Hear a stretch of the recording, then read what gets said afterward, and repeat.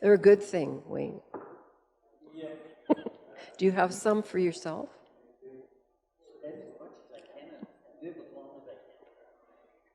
Perfect. I think Kelly isn't quite back, but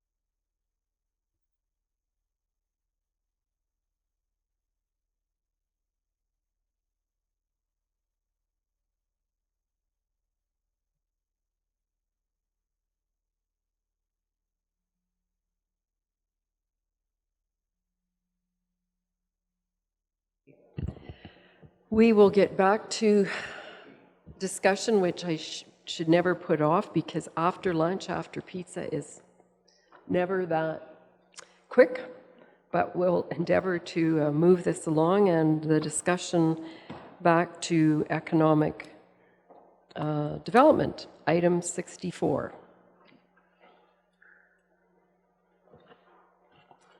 Any post-lunch breakthroughs?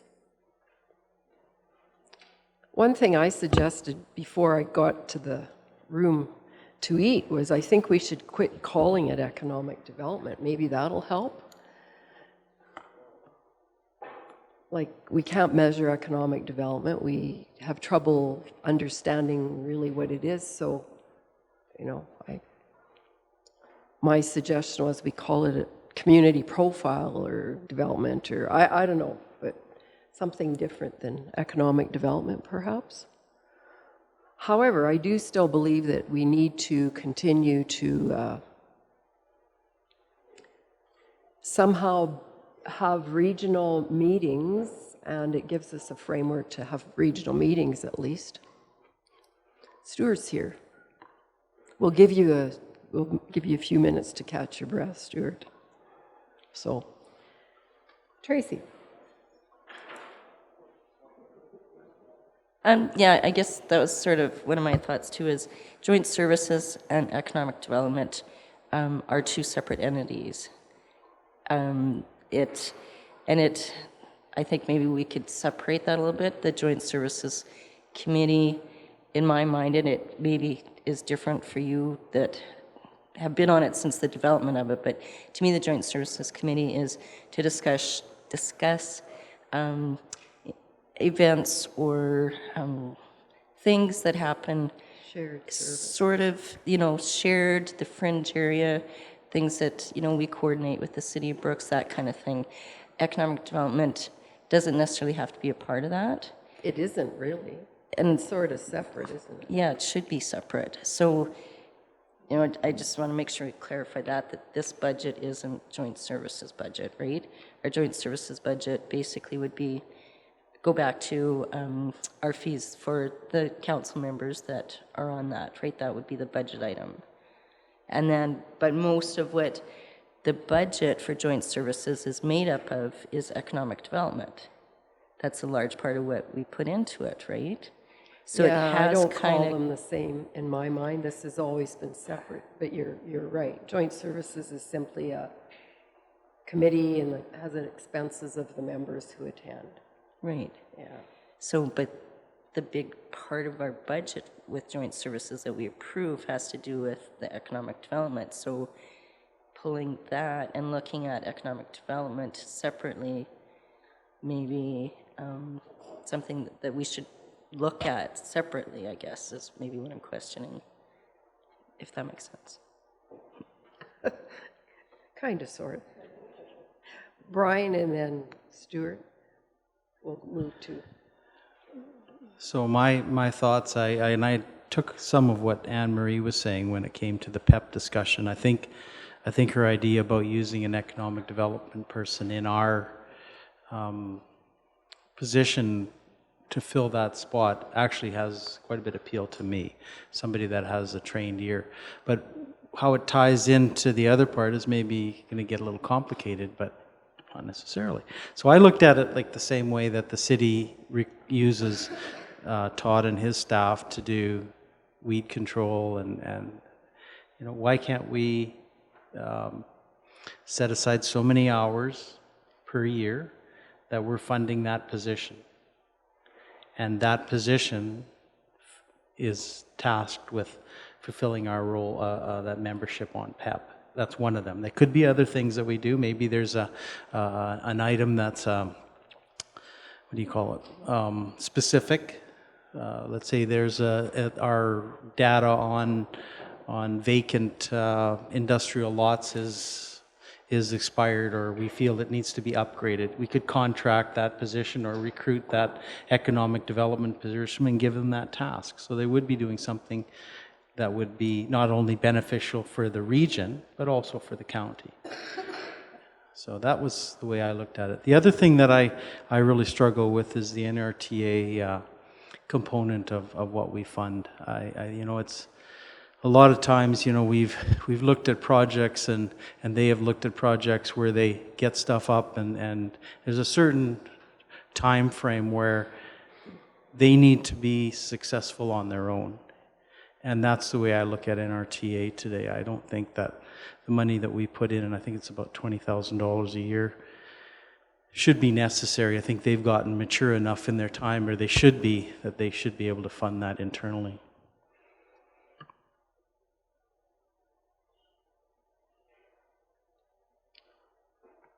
Okay. We'll hold those thoughts, and so we don't keep Stuart here longer than he needs to be. We'll go back to item 7.1 on our agenda, and that is 23rd function, 23, fire, and then 24 is disaster and emergency services. So thanks, Stuart, and welcome.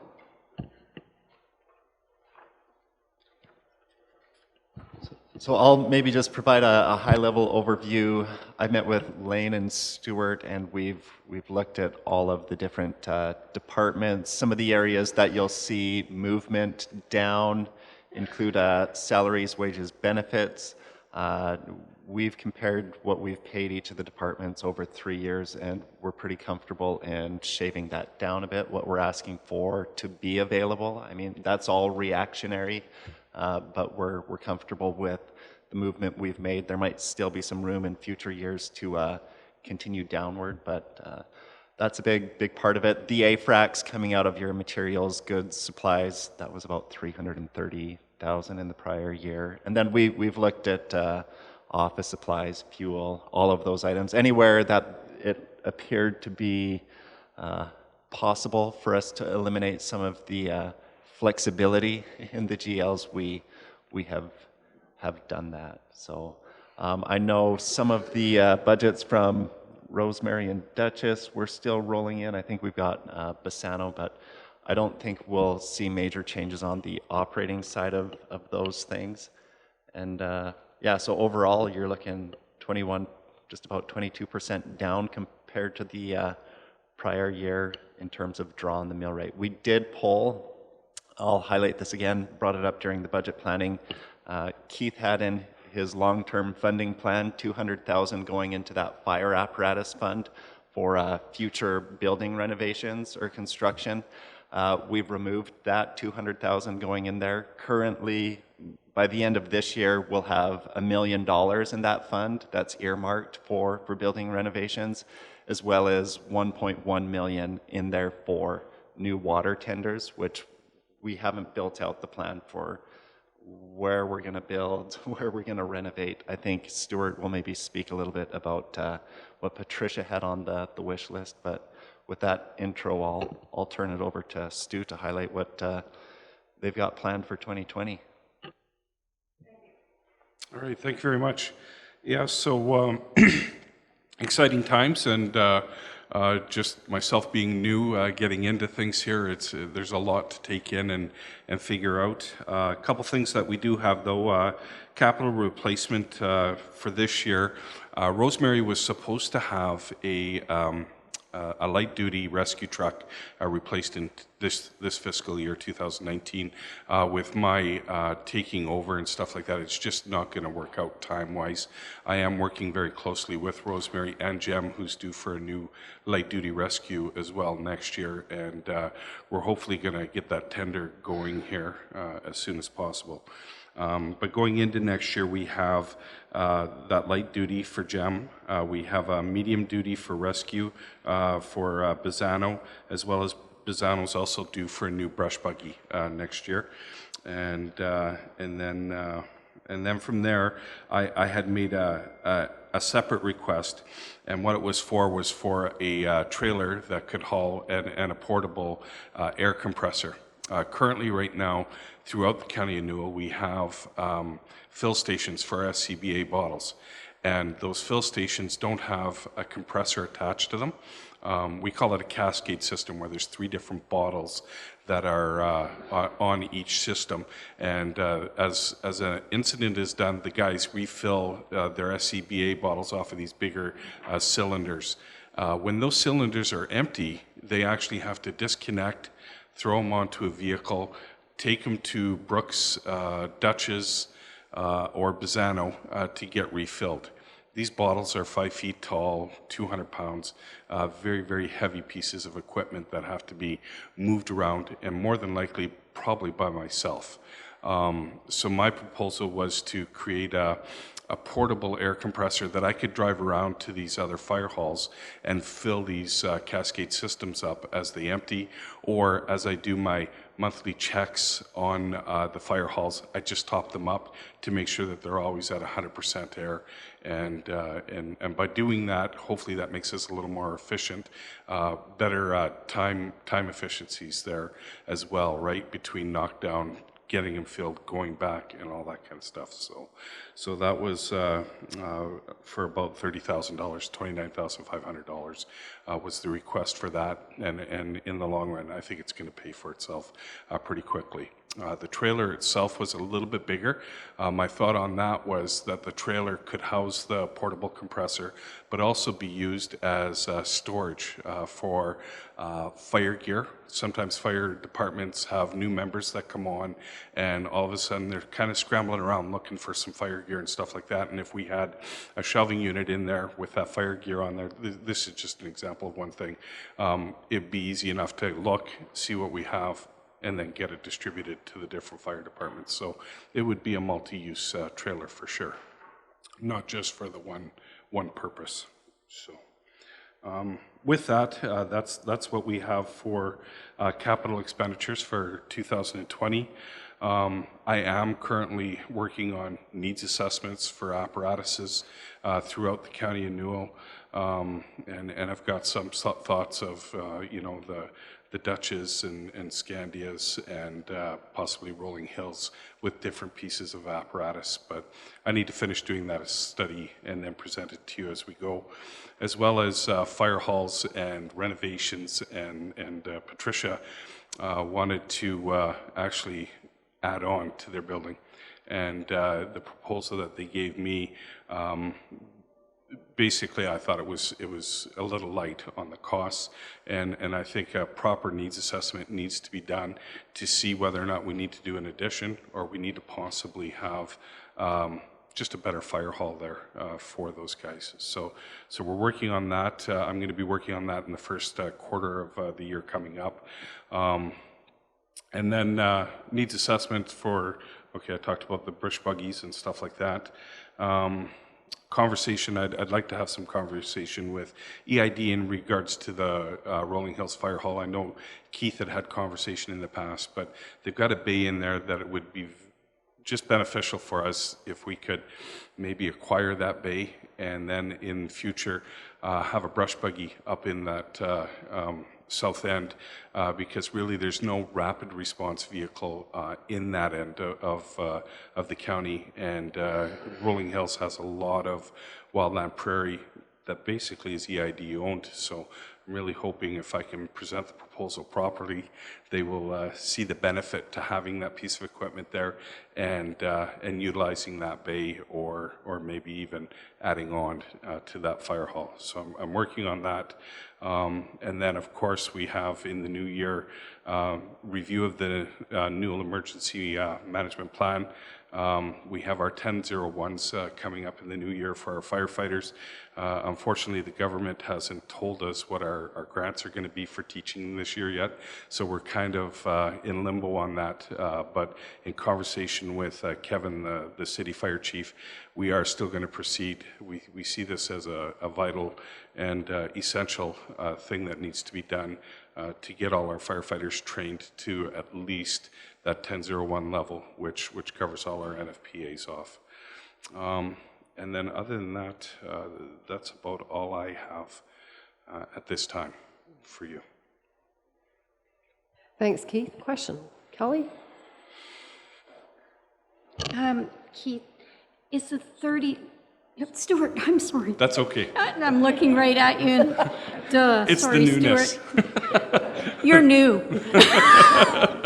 You get I'm to a little bit use- younger, though, I hope. You're new. The new guy. You get to use it, so do I.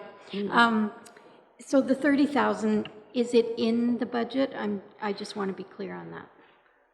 Yeah, if you look in your capital Okay. section on page 11, it's actually showing up as two lines. We've split the trailer and the compressor, so it's here on the screen, maybe halfway up on page 11, 21, 5, and 8, or total of Okay. 29, 5.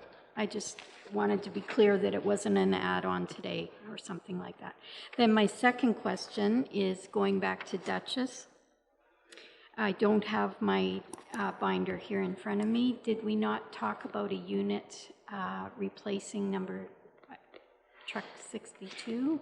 Yeah, we in our conversation in my conversation with our last meeting in Dutchess, we did talk about their engine 81 or 82 is 1990. Is that what it is, Brian? I think it's 1990 engine. Really, really old. Definitely needs to come out of service.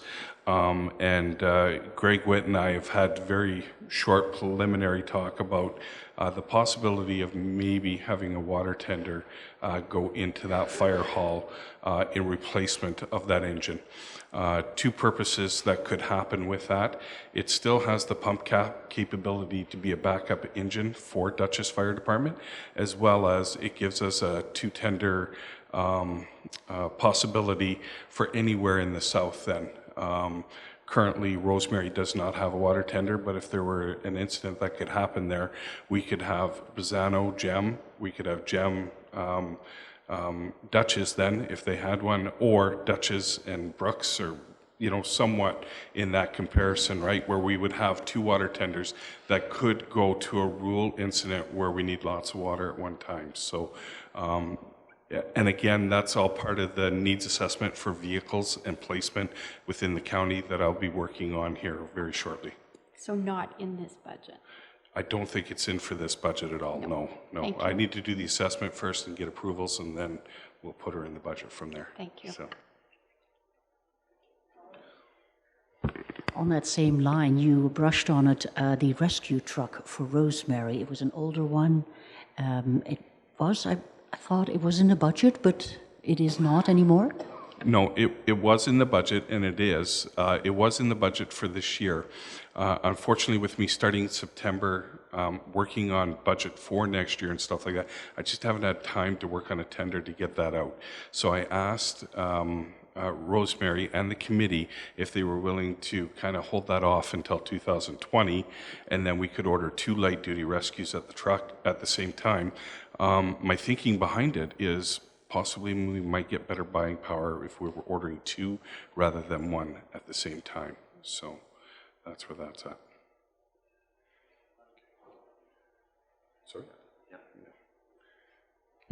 Makes sense. Brian? So when you look at like your long-term replacement, and I see, you got fire departments in Rainier, Scandia, and Bow City, and is there a different philosophy that's evolved out of it? I see way more of a use towards the bush buggies, I think, as an effective tool. Is that in some way is it going to be a situation where we could actually provide a better service by putting one of those in rather than replacing like a frontline pumper unit? Just because of the proximity of those three departments to each other. And I'm not a firefighter, so I ask the question just because I see and I think it's a good thing that we've moved towards bush buggies as a response vehicle that can go get out there quickly and do an effective job. It just the other part of my hat that is the budget part is saying, when you have three departments that are fairly close to each other, and you might have 10 calls a year out of, and I'll pick on Bow City. Replacing that with a $450,000 unit is, sometimes questionable, whereas maybe a bush buggy is not only a better fit, but how does it work within your scheme of things? Yeah, so just to be clear, did you say Scandia, Rainier, and Bow City? There is no fire hall in Rainier right now. Yeah, there's just the two that are in that area, and Rainier being kind of the divide, 15 minutes from either side. So if we were to take a engine asset out of Scandia or Bow City, either or, I think it leaves those communities vulnerable. And then I got to wonder what insurance rates and stuff like that would happen within those communities, because they have that level of protection already. To go down to a lower level might not be the best thing in the world. And I think it's time response as well. If we were to place, for instance, if we were to shut down Bow City and just go Scandia, would we be able to have a sufficient or a reasonable response time over to Bow City, right? At the end of the day, if you were to take, and I'm just playing devil's advocate with this, but if you were to take both fire halls and put them together in Rainier, and put them at where the Oasis is on the 36, is that maybe a more beneficial thing where you combine the two halls together, and now you can put your rapid response, and it's only a 10-15 minute response on either side. So those are those things about assessments and needing buildings and stuff like that that we maybe need to look at to see what is more beneficial, obviously, for the county, but at the end of the day, we'll still service the communities the way they're used to. Just to clarify, I never suggested what we close down Bow City. I guess when it comes to replacing that frontline unit, is a better fit a bush buggy, I guess, rather than a first line unit. Just not knowing necessarily their needs, but trying to understand a little bit about what the dynamics are of that community and what would service their needs better. Yeah, I wouldn't be a big fan of downgrading something like that. I am a big fan of rapid response, getting there quickly and maybe knocking something down fast, but a brush buggy would never be able to do that on a structure fire. It just doesn't have the gallons per minute that it needs to flow to put water on the structure. So I don't think I would be, I don't think I'd like to downgrade those communities in that way.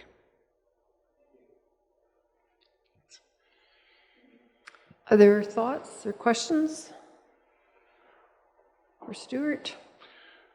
There was one other thing that I kind of forgot that I had in Yeah. here, hopefully for my priorities for 2020, was currently Ashley does a lot of work upstairs trying to keep all the fire halls together and organized and of course separated at the same time. So I was doing a little research when I first started to see if we could create, currently the Brooks Fire Department uses, it's called the Fire Hall Database, and all the assets, equipment, firefighters, time that they spend on scenes is all populated into this database. I have I approached Fire Hall Database to see if we could do something like that for the county of Newell, and their first back to me was quite costly because they wanted to pay for each individual fire department with the same price of sorts. So I went back with them with a proposal saying, could we combine maybe 2 fire departments into one data and be able to cut those costs in half? They came back to me and said they were quite happy with cutting the costs in half, but still keeping the 9 fire departments separated. At the end of the day, what that'll do is just help Ashley keep track of, and myself, keep track of where things are, how old they are, when replacement needs to be done. So it just makes our job a little bit easier, as well as at the end of the year, it helps for calculating wages out or honorariums for all the fire departments to give to Matt, and away we go. So that's something that I was working on. I'm not too sure if it's in the budget and their thing. I think I wanted to put it under administration under 23 so that it wasn't much of a burden to those fire departments. Having said that, the cost isn't high for that.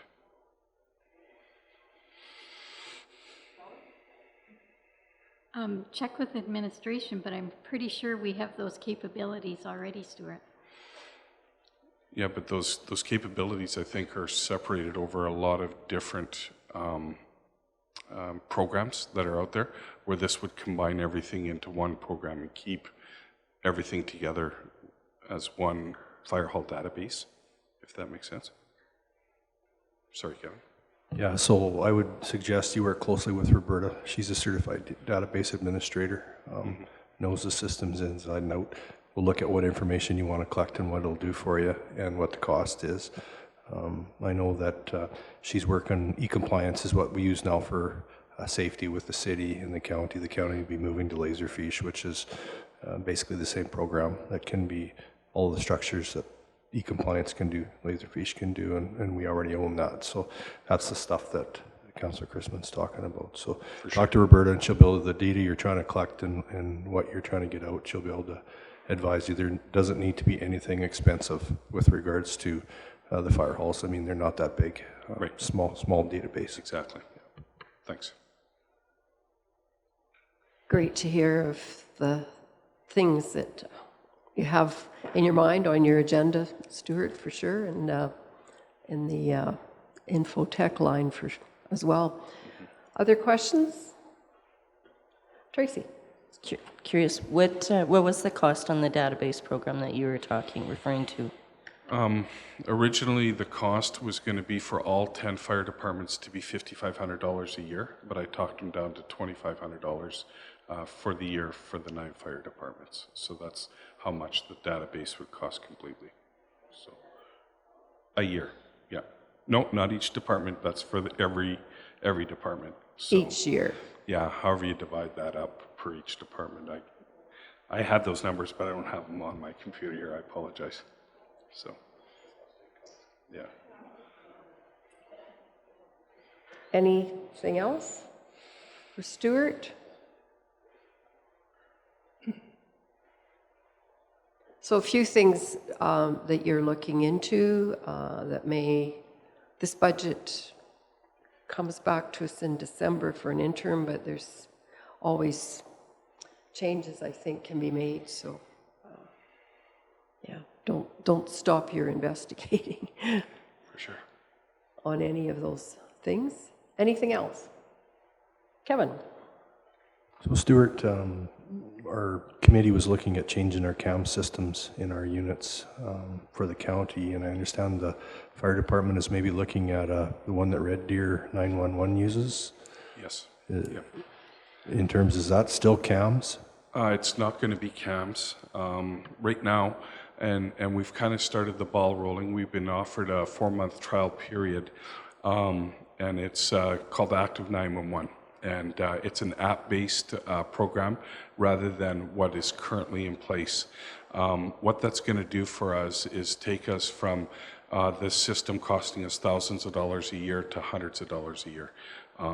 It puts in every firefighter's hand the emergency when it happens, what's going on, because it works. It interfaces with the CAD system, which is a system where ambulance and Red Deer Dispatch talk to each other, and then it populates in, so we know real time what's going on. Unfortunately, it doesn't work with the RCMP because they don't have a CAD system to deal with it. But the object is to have one on every firefighter's phone, and then we still have them in our trucks, but we probably don't need to go as complicated as tough books, and we could probably end up going to tablets and stuff like that. And again, I need to have conversation with Roberta about that on what is the best thing to have in our vehicles when we're bouncing over the prairies and stuff like that. What we've initiated right now is the Brooks Fire Department is in it, and that's just myself, Kevin, and Barry.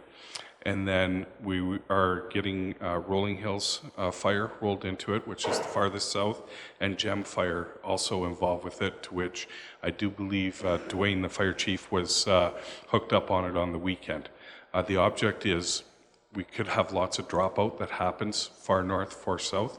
So we want to see how well that system works. The good news is we got 4 months to play with it before we say yes or no, whether it's going to work.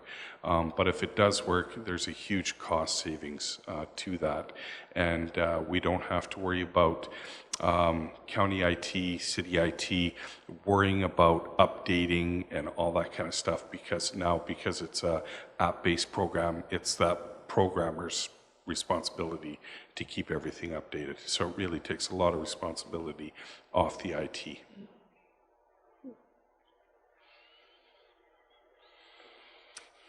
Seeing nothing else, we'll move on because there's disaster services as well, right? Yes. So we'll move on to the next line item, which is 24. 2024, probably the biggest change you're going to see is salaries drop out because we no longer employ the full-time equivalent, and then your contracted services go way up because we've got the contract with the city now. So that's really the big change there. There shouldn't be a huge change otherwise in terms of costs on that function. And then we do, I think we confirm this annually, we do have the Halo and the Stars donations in this function. We've been giving $2 to Stars annually and $1 per capita to Halo. So apart from anything else that Stu wants to kind of speak to in this function, those are the items you've got here. Okay. Yeah, for sure. I don't have a whole lot to add to that on the disaster end of things. I think we've done a good job this year of getting up to speed with our compliance to the Emergency Management Act. Those that have taken it have done really, really well. We still have an ICS 200 coming up here in November, and then we have a Director of Emergency Management course coming up as well, I do believe near the end of November. And by doing that, I think that pretty much puts us compliant with what the Emergency Management Act has for those that have taken it. My hope would be that maybe in future, people that I haven't seen come in to do these courses, finance for one, it's a big integral part of disaster management, right? And having them there initially at the start so that we can keep track of finances and stuff like that. And I haven't seen too much on the IT end of things as well, which is still very important as well, right? An information person, as well as, you know, that person that disseminates things out through social media and stuff like that. So it'd be nice to see those type of people a little more involved. But at the end of the day, I think the county involvement has been great this year. We just had the elected officials one last week, very well attended, 25 people in there with a lot from the county and the county villages as well, which was fantastic. So So to that end, I think we're on track and we're doing well, and we just improve from there. So. Questions? No? Oh, sorry, Lane? No questions, but while Stuart's here, just want to follow up on a brief discussion that took place last Thursday as well when the RCMP were here. We were talking about the assistance and coordination that took place between the RCMP and the fire department on the incident out here to Lake Newell just over the last 2 weeks. Thought it might not hurt just to have a bit of a discussion about who has responsibility in a situation like that when a request for a rescue transitions to a recovery. I think that it might not hurt just to have Stuart provide some clarification as to who has responsibility and what level of involvement is requested and provided at the municipal level. So, Stuart, if you wouldn't mind just giving us an overview on that. Thanks, Lane. Yeah, so that incident came to a conclusion there last Saturday, and we had a group from Idaho come down, and the equipment that they had on their boat, just bar none to anything that RCMP has in the county, Southern Alberta Search and Rescue, Brooks Fire Department. We all have side sonars on our equipment, stuff like that. But his side sonar is just 100% better. Then they had a retrieval device where they could actually get the person off the bottom of the water, and on that device there's actually a 360 side sonar, because when you drop it down, you're not really dropping it right on the site. Having said that, they actually dropped the anchor right on top of this fella, which was just amazing that they were able to do that. Normally it's not that way, and this 360 side sonar gives them the direction, because they can see where the anchor is, then they can know where the body is, and then they can turn the rove to where it needs to go, and it creeps over, and it's just, for lack of a better word, a claw that grabs a hold of the victim and then brings them up to the surface. So with what Lane had talked to is when it comes to a rescue and we get our first call, it's definitely the Brooks Fire Department that goes out there. It's still in conjunction with the RCMP.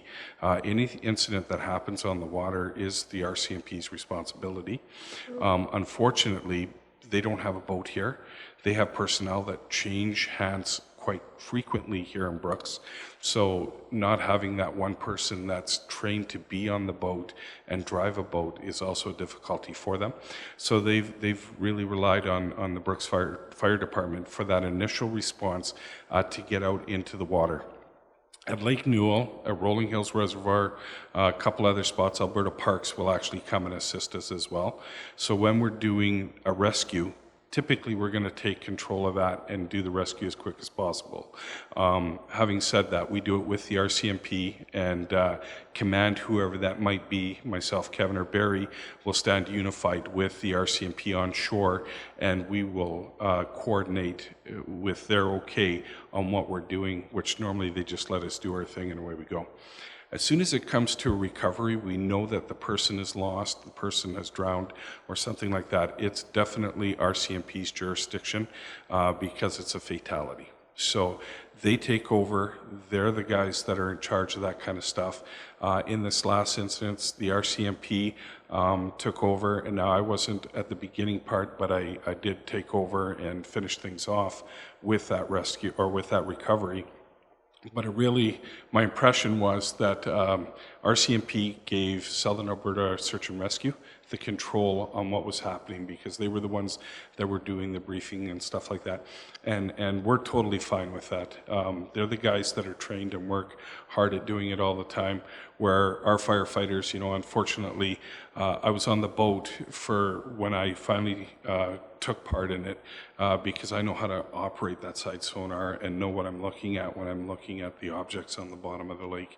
So is that a training issue within the Brooks Fire Department? That could be. But we'll work or Kevin and Barry will definitely work towards getting that part fixed. But yeah, we just do what they ask us to do. And at the end of the day, I don't think anybody gives up, because at the end of the day, we don't really want that body to pop up and have a normal civilian find that kind of thing. So I think that's why we all stick with it as long as we do and stay at it.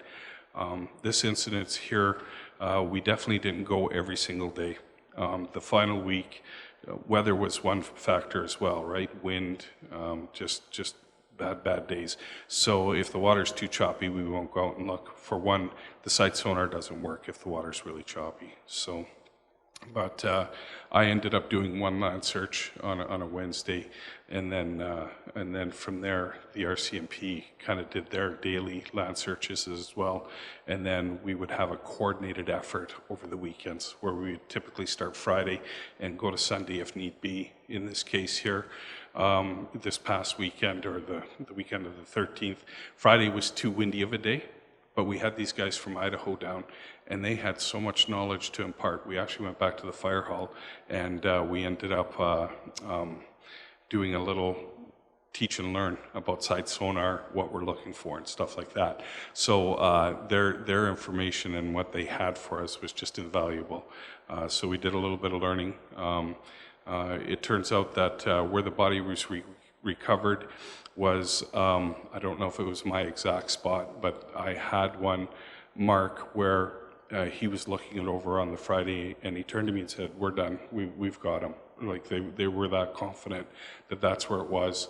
They went to that spot. 30 minutes later, they had him. So whether it was my exact spot, I don't know that 100%. But and I'm fine as long as we got him in the area that got it done as quick as we could. That was perfect. So.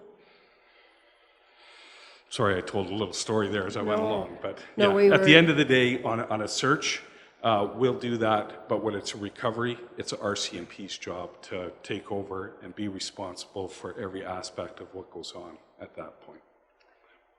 The biggest thing would be the collaboration and cooperation, and you would hope that at times like that, people's who's in charge egos don't get out of control. I mean, that's all that we would all want, Yeah, right? for sure. And the couple from Idaho that was their 120th body recovery. They said, bar none, the way we all collaborated together, worked together, and never bickered about who was doing what and why and all that kind of stuff. They were just surprised at how well our agencies came together, and that was Great. Alberta Parks, Southern Alberta Search and Rescue, RCMP from Redcliffe and Brooks, and then the Brooks Fire Department. So Awesome. That's what we like to hear. Kelly. And the County of Newell. yes.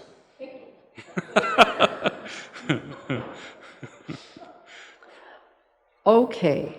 Was that answer to your question? We had the RCMP here the other day to do their quarterly reports, and so they talked a little bit about the recovery mission and how incredible it all was, and the people's knowledge and their equipment. And Yes.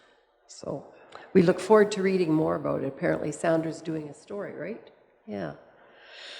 All good. Anything else? Oh yes, Stars and Halo too on our agenda. So Stars, we've been giving $2 per capita, and Halo 1. Halo is only in the last couple of years as well, right? Because it was something that came to our attention after the fact. And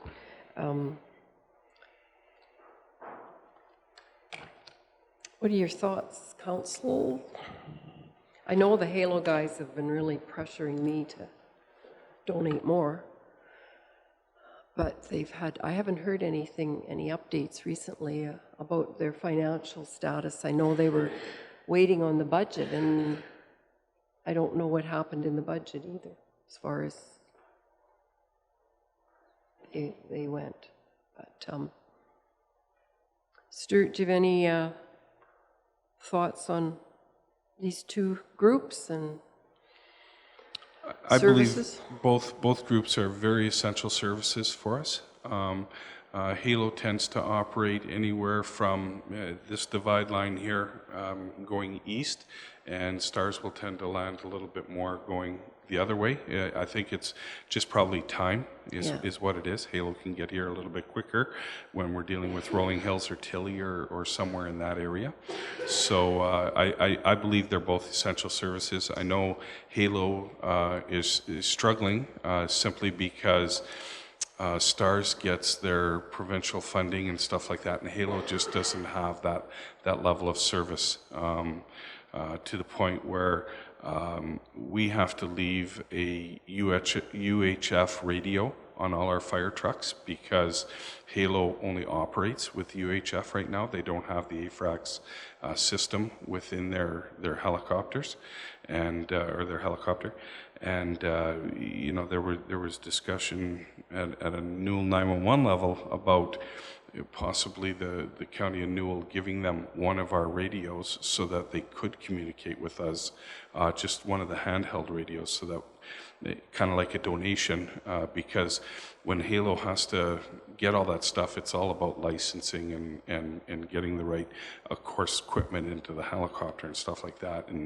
And Paul, who's also part of Southern Alberta Search and Rescue, which I've had a few conversations with him over the last 2 weeks about that kind of stuff, you know, has shared with me that it's a $35,000 to $45,000 bill for them to get what they need licensing-wise and equipment-wise into that helicopter for the AFRAX side of things. If originally Vulcan was going to help them out, but I don't know what's happened with that. But now, you know, if we were to give them a helping hand by doing that, they wouldn't have to worry about licensing and stuff like that, because our radios have Cypress County built into them already, so they would be able to go anywhere within the Cypress County. They have, obviously, County of Newell built into our radios, and we have the Vulcans and the Tabor County built into our radios as well, because they're neighbors, right? Anything that neighbors us, we have built into the radio already. So really, that would help them out in a big way. Well, that's on the south. interesting. How did that discussion end? Well, Or? yeah, if Brian wants to talk to that. Sorry, I pulled No, that no, out, Brian. I mean, I think when we left it, Yeah. it was Vulcan's County. Yeah. Vulcan's County, they had offered their UHF radio, a used one or one that was compatible for what they use. And so we weren't going to try to trump somebody else, I guess. But Yeah. we were, I think it was going to be addressed at our next meeting, but this is new information for me. So that's good that if that's some way that we can help out, I think it's a necessary component of our emergency services. Yeah.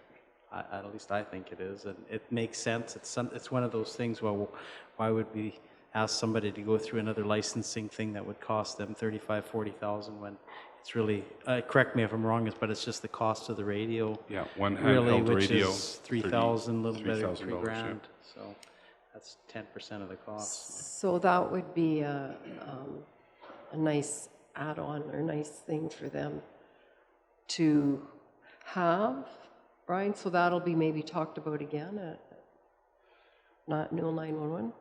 We don't have a meeting till December, so, but I mean, we'd have to include it in some budget someplace, I guess, so. Yeah, we've been waiting on Vulcan County because they were originally the ones that were going to spearhead something like that. And at the end of the day, like Brian said, we didn't want to trump it, right? So then that's why I kind of debated, do I bring it up in front of council today or not? But when we're talking about budgets going into next year and money's donated to them, I thought maybe this was a good spot to put something like that. So.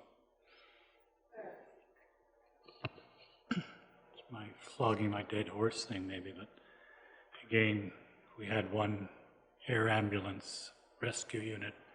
That licensing thing would also have been handled. Just another duplication, and I'm sure there are many more. It'll be very interesting to see where the study on air rescue from the provinces is going to end up. Mm-hmm. But I still think that having one air rescue organization throughout the province is going to make a lot of sense if we could just get rid of some of the other stuff that's happening. Mm-hmm. Yes.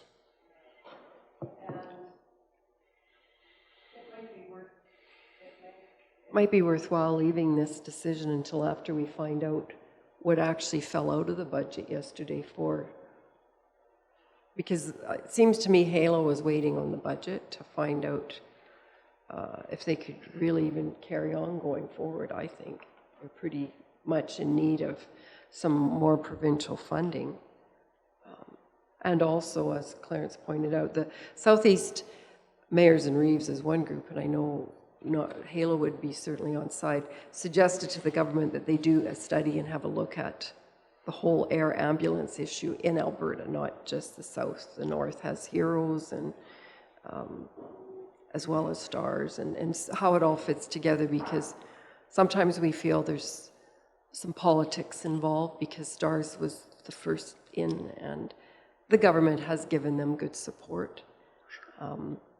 So we could wait on a decision, couldn't we, to get more information as to what's going on, maybe?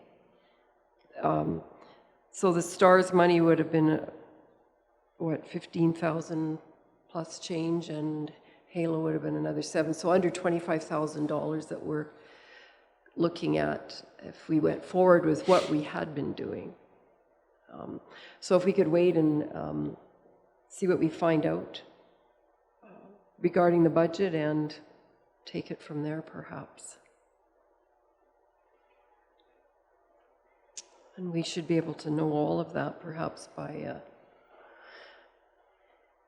before our interim budget. Good enough on that one? Okay. Stuart, then I think we'll let you go. Perfect. Thank you very much for your time. Thank you. All right. We're not too scary, eh? All right. Back to economic development, and whose hand was up? We had Tracy talking about the difference, the Joint Services Economic Development Initiative, delineation, Brian mentioning the concept of consulting, using the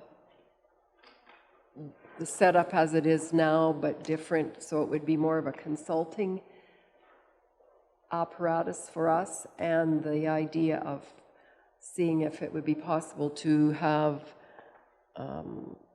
someone like Jessica as the economic lead to sit on PEP, I think, is where we sort of have been, different things that we've been throwing around. And Kelly or Wayne, I think it was one of you guys had your hands up at that point in time.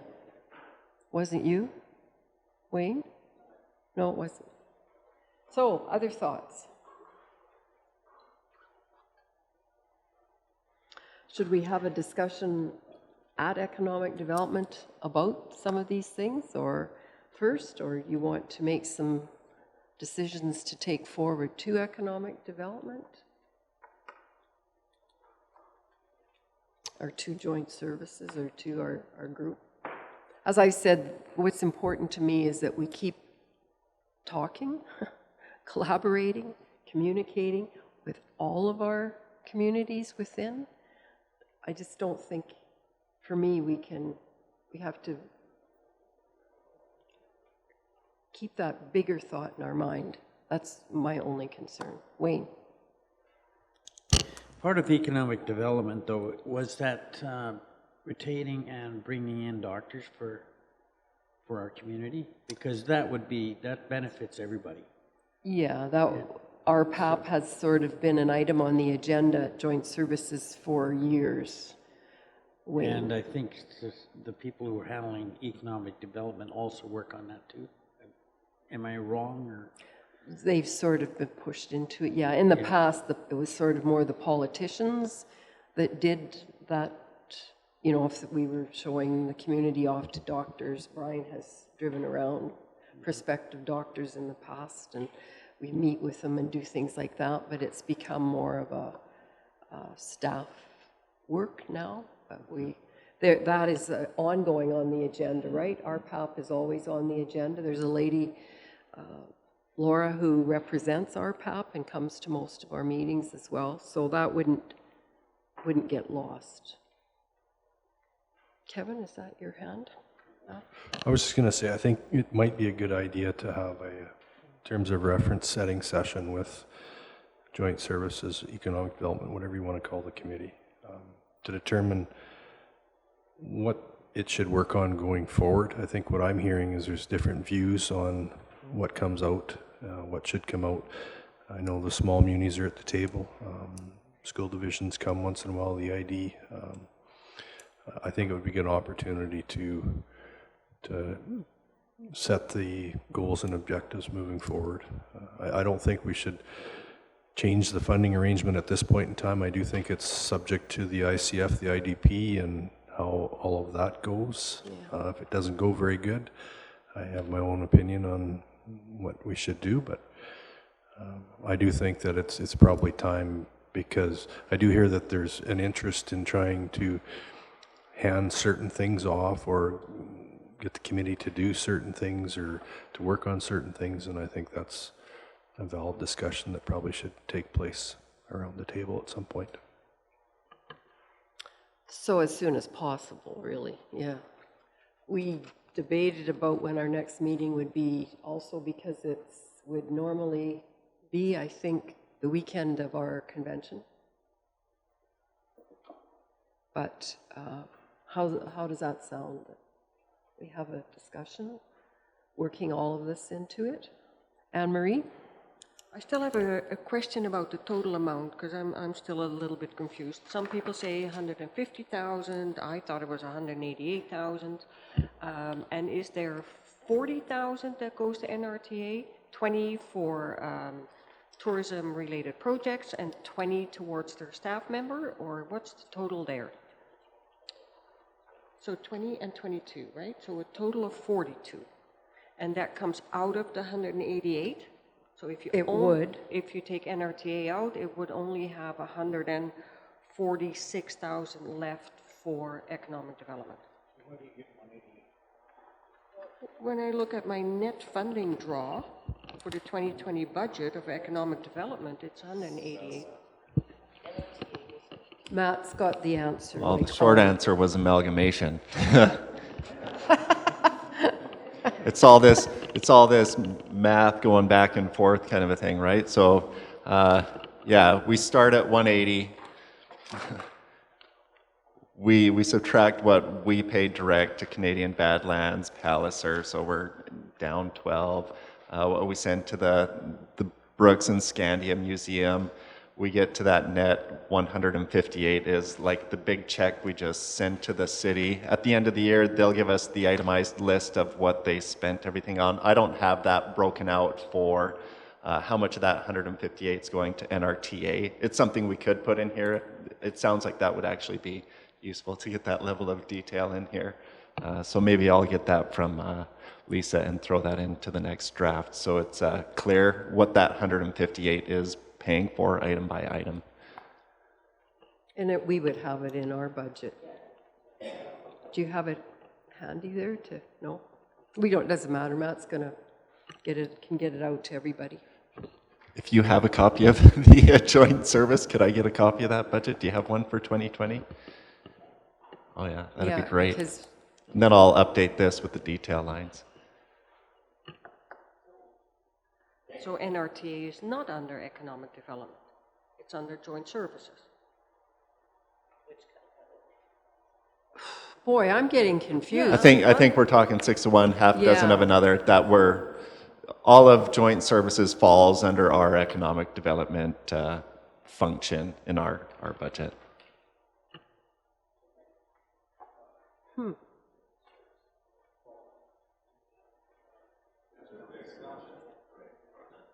Right.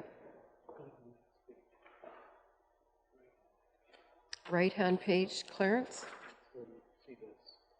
breakups of the membership fees. Museum. No, so it's got to be under in the 158.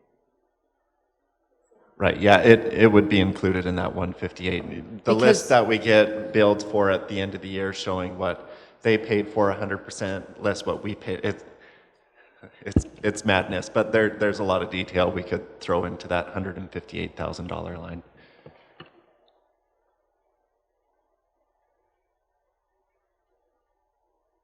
And that's a year-by-year thing, too, that gets voted on at the meeting to do with economic development, right? The NRTA money.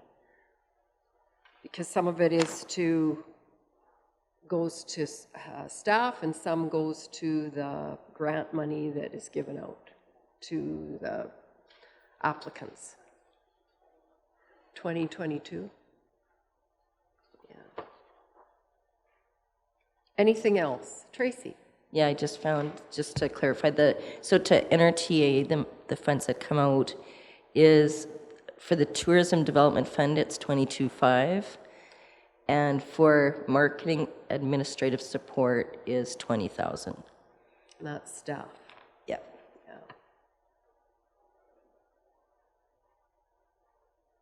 And administrative support, I think you said, right, Tracy? Marketing and admin support.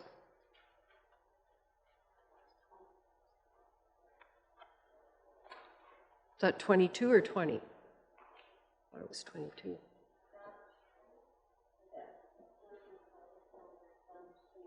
The fund is 22 and the staff's 20. Okay. And So- that's funded equally, right, by the city and the... No, that is both. That's what I mean, yeah. It's funded equally by the city and the County of Newell, correct? That number? Total. Right, I'm just saying, yeah, that's the total allocated in the joint services budget. So it should be that if you got 42.5, it should be 21,275 each. Which doesn't come out separate. It's part of the big budget. That's why it gets voted on at that level, committee level.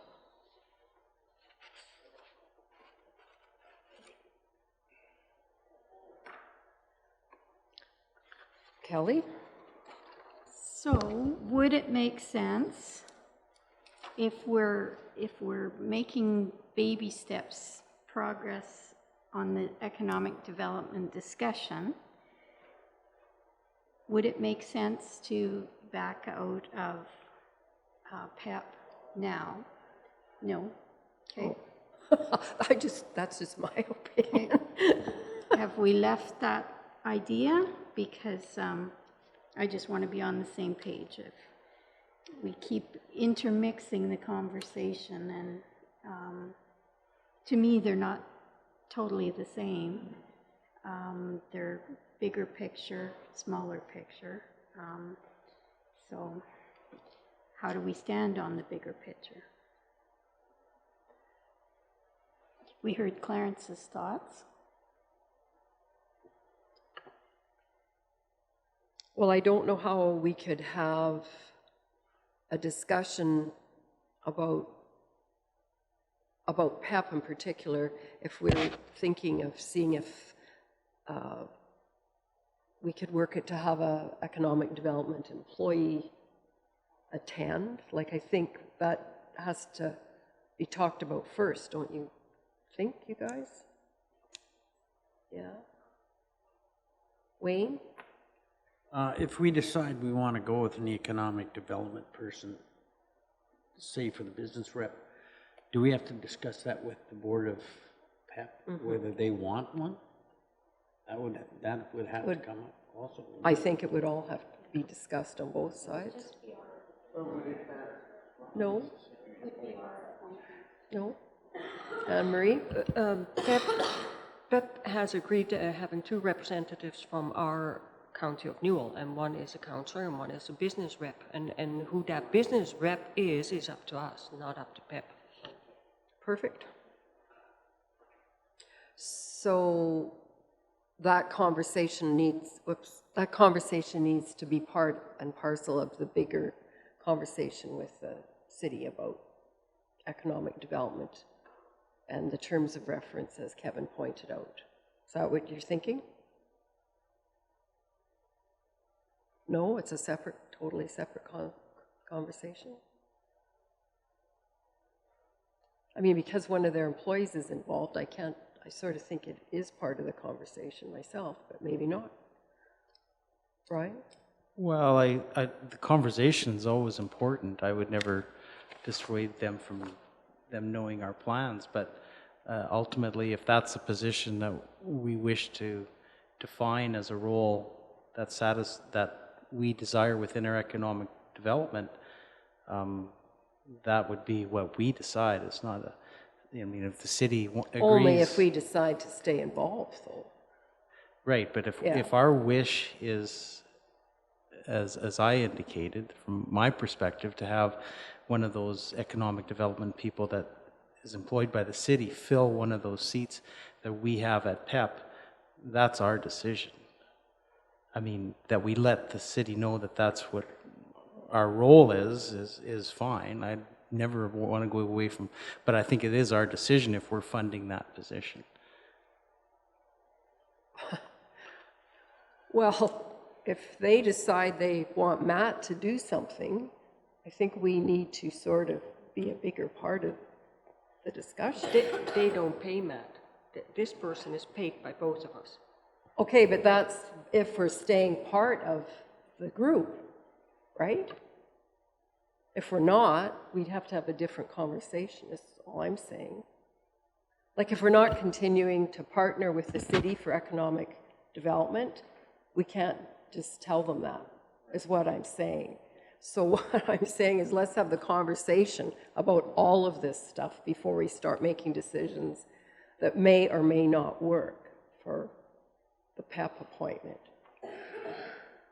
I agree. That's you That's said it better than I did. But you know, ultimately, I think we've gone around and around on this for every year. It seems like, and ultimately, it comes down to what.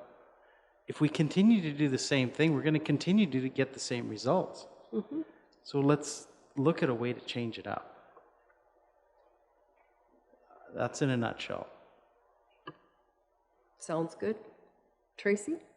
Yeah, and I just think further to that too is to question, like, or in our discussions through this, is the involvement that NRTA should have with joint services as well, because, you know, really they're non-active as far as that committee goes. Like, we get an update once in a while from them, but other than that, there's really no interaction from joint services to NRTA. So I would question that part of it and ask that that be part of the discussion too. So you guys all remembering this stuff for when we get together? And that maybe it could be need just a standalone thing, NRTA. Yeah. We probably need to sit down ahead of time and have all these ideas that we have talked about today. Make sure we've captured them all. Yeah, I think so. Okay, so is it safe to say we're just going to leave it alone until after that discussion, which I'm afraid to ask because that's what I said a few minutes ago. Is it okay just to step back from it, have the conversation at the joint services table about all of this, all of the above? Yes? Yes? Wayne? Ellen? Yeah. Okay. So if that's the case, then we'll leave economic development for now, as is, and look at another little item called recreation.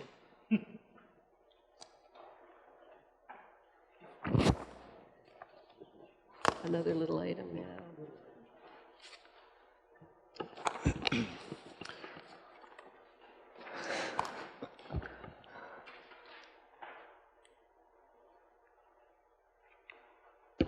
Okay, recreation. I got an email from Kevin that we're maybe close on Duchess. This draft doesn't include anything for what the potential of that ICF with Duchess might look like, but hopefully we get that hammered out.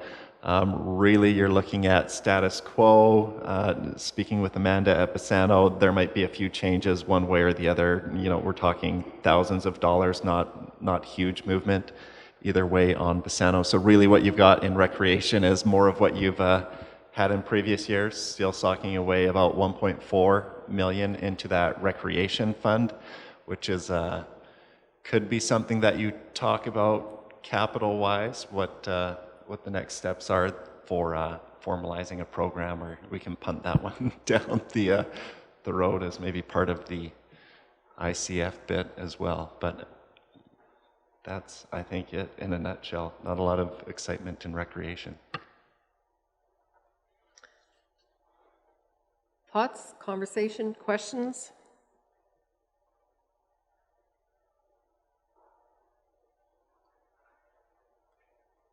Anne-Marie? So the overall goal is still to go 50-50 with the smaller communities.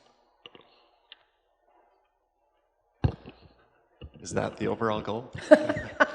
We're on a path where we had started socking some money away. The take home from that recreation review that Morgan had completed for us was that we've got a whole lot of building footprint out there, recreation facility wise, with a useful life of 20 some odd years on average, and nobody's socked away anything to maintain or rehabilitate these things. So we upped the mill rate in 2017 and have started to save some dollars there, but we really haven't circled back around and formalized anything on the capital, whether it's 50-50 or some other basis, 90-10.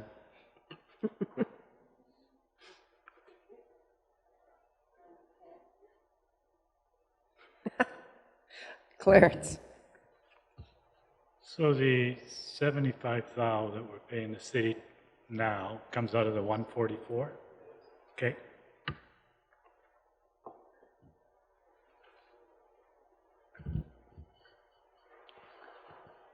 We know that number's going up. Why don't we put some numbers in there? You got to be careful, because it's but I'm at a loss sometimes where if the city needs more, why have they never requested more than the standard 75? And if they have data to support that our county residents are in their facilities, surface it and let's have like a rational conversation about how much we're using these things. So it's hard for me to, recommend anything minus any kind of reasonable data.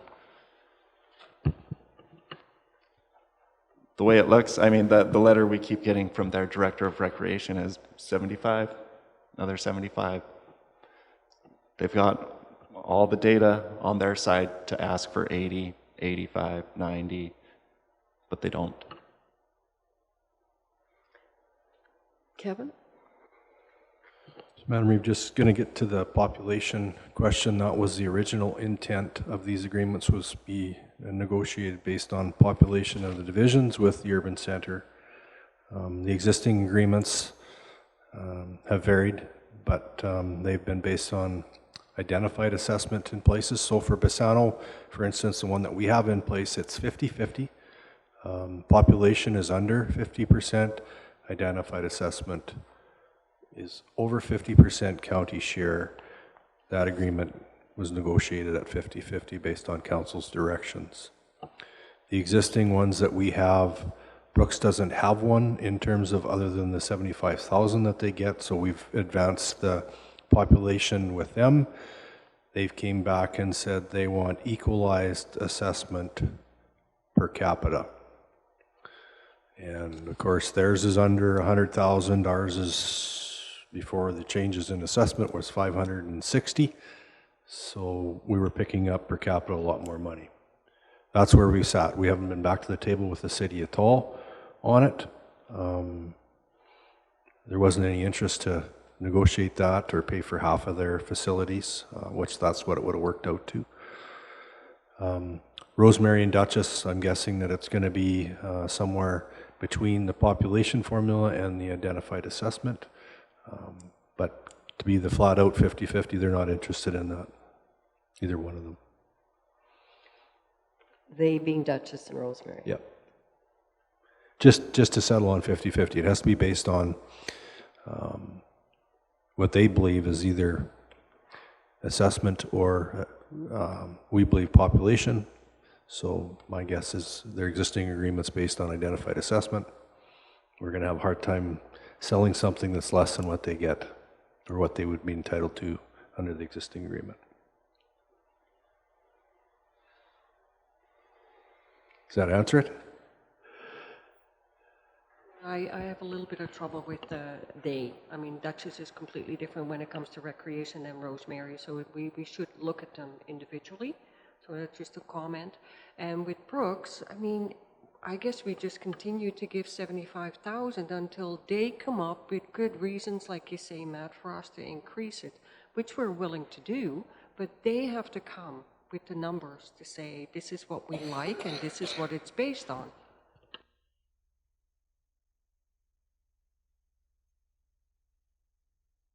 And I guess, you know, because this is an open conversation that, and it's a negotiated agreement that we're working on in private, that there's only so much of it perhaps that we should be talking about today too, because these are not public discussions, the ICFs I'm referring to, so. And I've said to them, I said, it's not like one's going to get corn on the cob with butter and the next one's going to have to eat Brussels sprouts. That's just not going to work, right? No. We're going to have to be reasonably fair with them in terms of how it is. And sorry if you like Brussels sprouts, I don't. Throw some bacon in with them.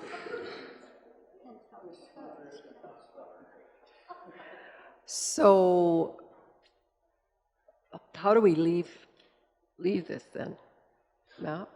Really, on the interim budget, I guess the question is, are we comfortable raising the same amount to support recreation for 2020 as we have in previous years, or do we feel like we need to go to the tax pool and raise more than $2.2 million to support recreation?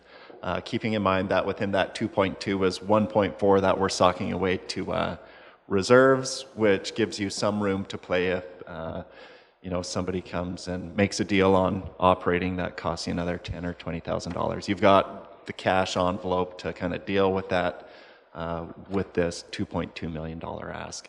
Now, if the city comes back and they want you to fund $3 million of their recreation programming, we have not included enough in the 2020 budget to accommodate that.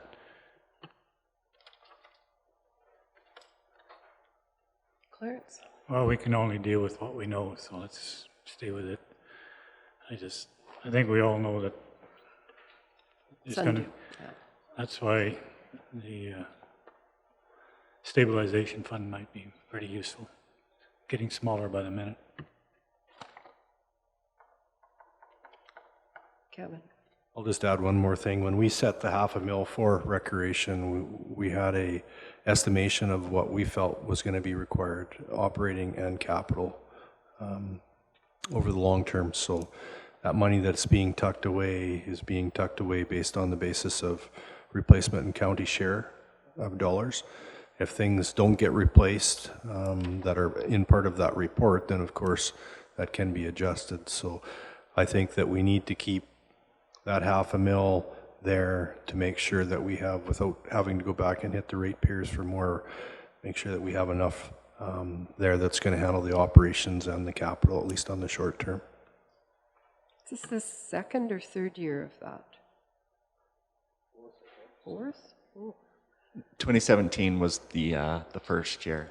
So third, fourth? 20 is the fourth? Wow. And I support that notion to leave that $500,000 in there. Yeah, so by the end of 2019, you'll be sitting at the 4.23 here. This is on your reserve forecast, or you're kind of on trajectory to get to if we can leave that 1.4 going into that fund. Sounds good. Any other comments? On to library.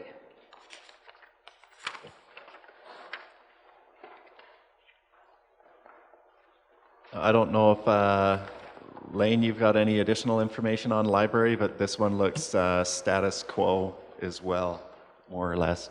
Just a small operational increase for shortgrass, increased by 10 cents per capita. But other than that, this nothing too exciting. And the libraries were left alone in the budget. So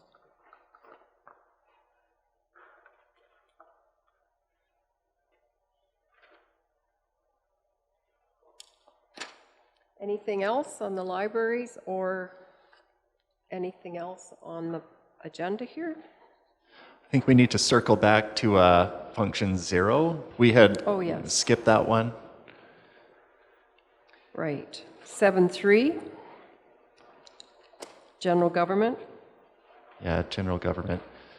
And it might be premature to dig into this too far, but the tax revenue scenario that's presented in this interim draft, I'm really interested to see where the province ends up finalizing their assessment year modifiers. Our assessor came back from his assessment conference talking to people, and the rumor is up to 30% across the board on linear, which that's a lot different than the numbers that we got for a 35% shallow gas reduction. So the difference is, 290 in assessment up to 698 in lost assessment. 2.5 lost versus just about 6 lost if we don't do anything with our mill rate. So I'm pretty sure this come April when we're looking at setting mill rates, and we'll probably need to have a conversation before April. But once we know where linear shakes out, your non-residential rate is probably going to need to increase just for us to not lose the 5. If it's a 30% hit on linear, we'll lose over $5 million. You'll have to increase your mill rate for us to just lose 2.5, like I've put in here. So then the conversation can open up to, well, do we even want to lose $2.5 million? Why don't we just increase the mill rate to we're collecting the same dollars that we collected in 2019? Because 2019 we held the line on non-res. Like we did not increase the total dollars that we were looking for. So I wanted to test the waters to see where we're at and where we want to potentially end up on the revenue side of things.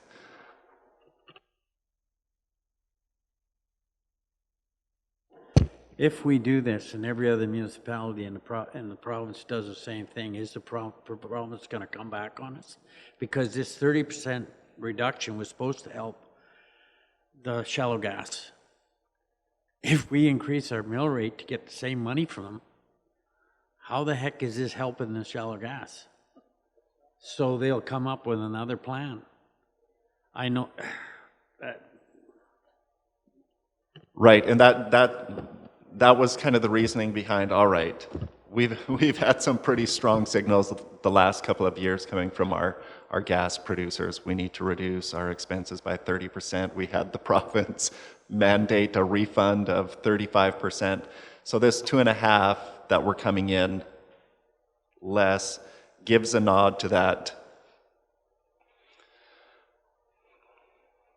the hardship of our gas producers. But whether it's right or wrong, I can't tell you, but it would be in line with the direction this provincial government is taking and looking for some leadership from their municipalities on. I had mentioned, we've done quite well with the well drilling the last number of years. There's some arguments for maybe reducing your revenue, but it's not just that $2.5 million next year, right? It's 2.5, a little bit less. We recover it. So it's going to cost us, just over $7.5 million over 5 years if we reduce it by 2.5 next year and then have like a 2% growth rate year over year after that. Yeah, so the mill rates, we have to remember, we're already over average on farm and residential. Non-res, we're way under average. It's over 13.2 in the province, and we're at 8.8 or something like that. So there is room definitely to move. When they talk 30%, if you're lucky to have a mill rate at 13, you knock 30% off, which is 4, and you're down to our mill rate now. So we're already starting at the level with their reduction. So that political philosophy isn't fair.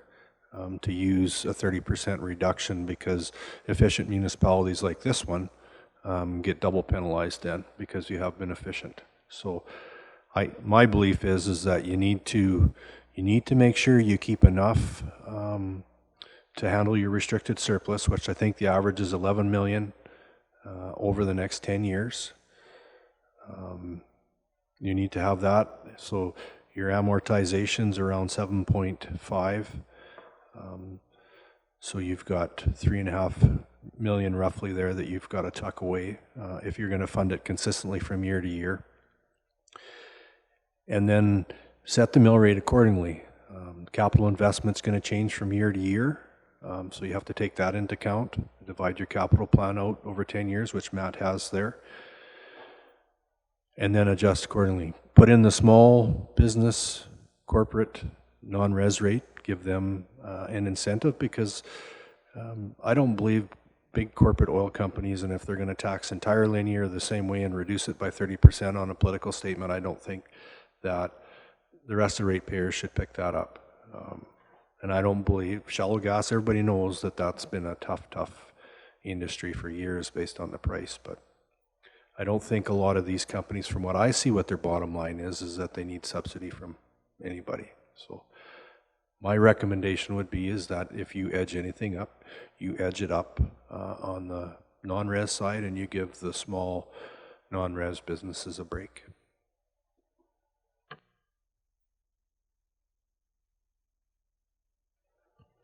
Well, Kevin's talked about a lot of the things I was going to kind of say, but it always baffles me a little bit when we say, well, we've got to get our non-reses down, so that category has to make up the difference.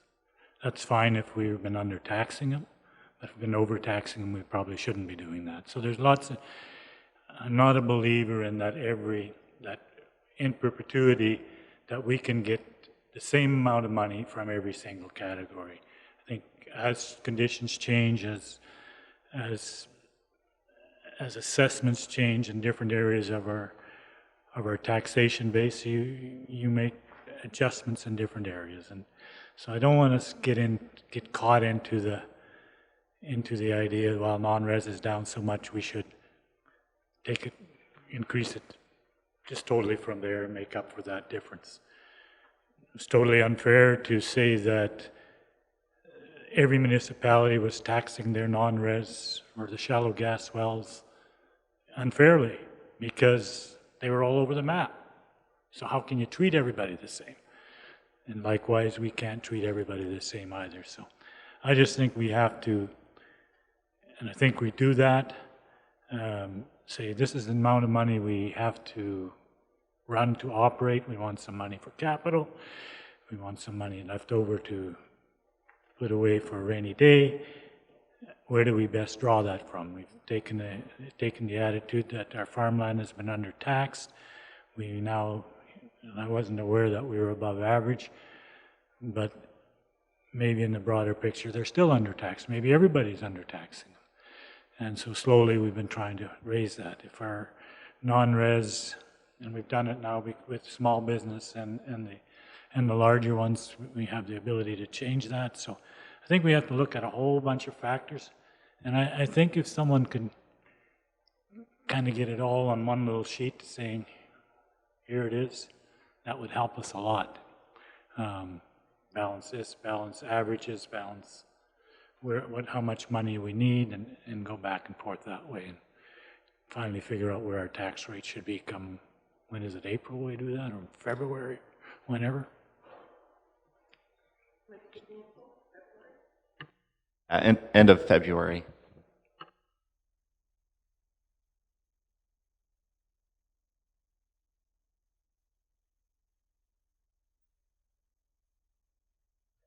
Well, I think those are all great thoughts, and the only thing I want to come back to is what I talked about this morning, and that's specifically the farmland tax. And, we have to, there has to be a transfer of responsibility from our costs to the farmland, because they're not even covering our expense line items today.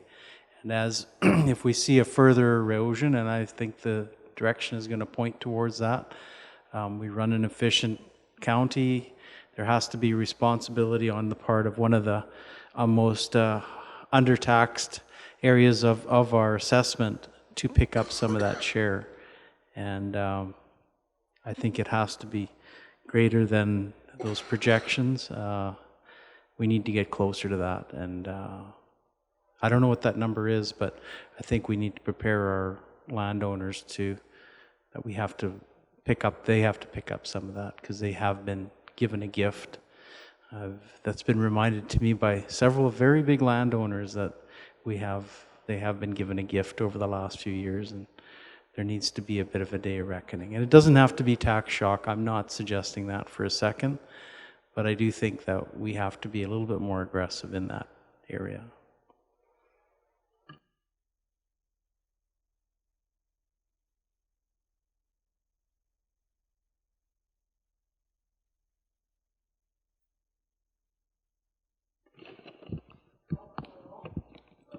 Yeah, I think so. It's always interesting to hear all the different viewpoints and the conversation.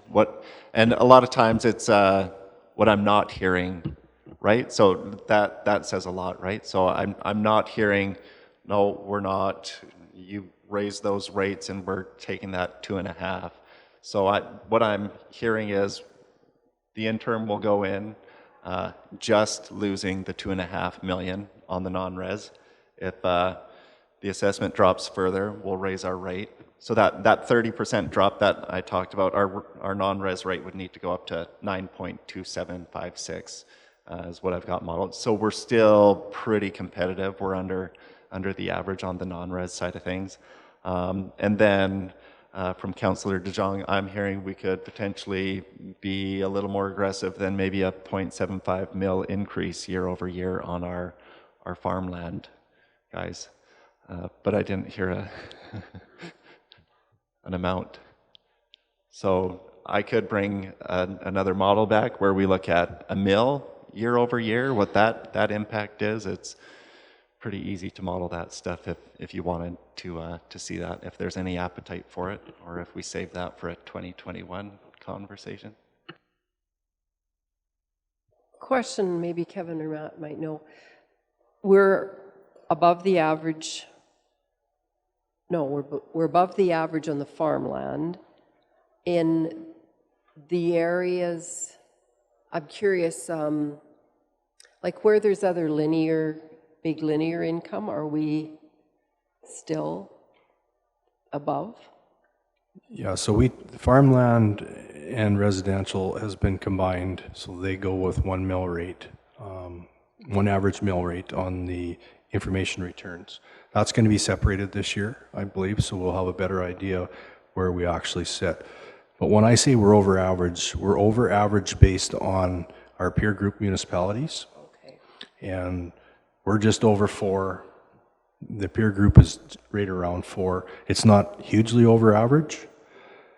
The number of 13 is for all municipal districts in county in the province, just not a peer group, because these linear companies are way further beyond just our peer group of municipalities. So we'll have a better idea with the reporting this year, I believe, in terms of where the separate mill rates are. The other thing I was going to mention is we don't use Lethbridge County's rate of 24 mills or whatever it is, because they're not one of our peer group municipalities based on assessment. Right. So that would change it in a big way, the average. The other thing I'm going to say is that farmland for us in our assessment is 3.21%. So you're going to lose 30% of, 60% of our assessment, 18%. There's absolutely no way you're going to be able to recoup that from 3% of the assessment. So I do think that it needs to be based on something that's long-term sustainable. But yeah, so that's all I wanted to add.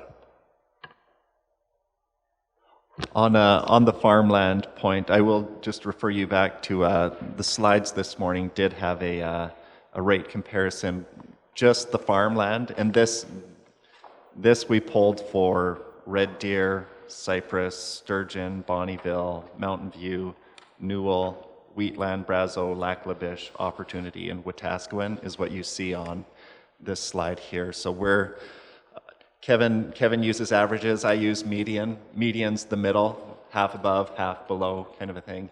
And we're in that group that I just read off, we're right in the middle, right? 5.1761. And that includes your paving tax in there as well. Matt, is that our peer group? It's the peer group I've defined. Red Deer, Cypress, I'm not sure who else Kevin had today, Sturgeon. The ones that I typically compare to.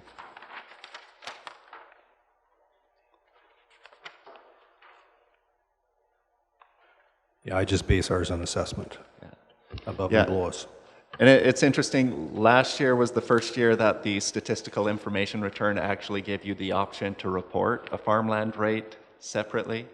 In my history lessons of assessment, I guess it wasn't until 2004 or 5 that they actually split farmland out from the combined farmland residential assessment category. So it's interesting to see how politics changes over time.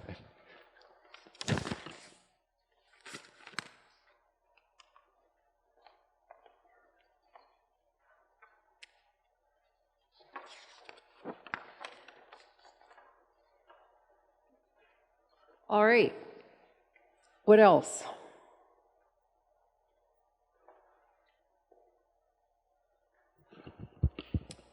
I think Okay, really Matt? for me, that kind of sets the tone coming back.